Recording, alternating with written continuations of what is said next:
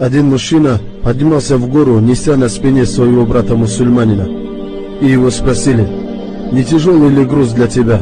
А он ответил: «Это не груз, это мой брат».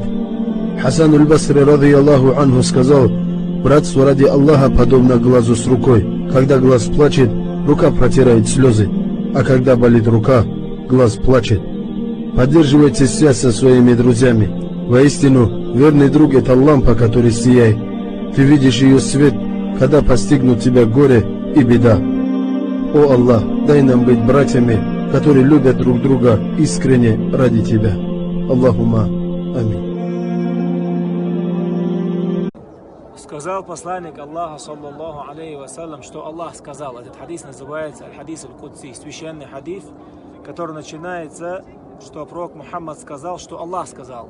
Но это не аят из Корана. И сказано, что когда Аллах создал эту дунья, повелел ей. То есть, раз Аллах ее создал и повелел ей, так и будет обязательно. То Аллах сказал этой дунья: «Я дунья, маништагаля бики фаат'ибих».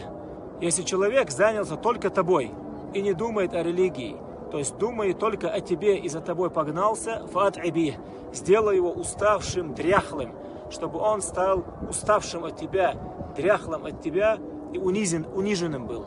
И потом далее Аллах повелел: дунья, ваман ата али фахдими, а тот, кто покорился мне, будь этому человеку подчиненной, то есть будь этому человеку служанкой, подчиняйся ему, то есть помогай ему.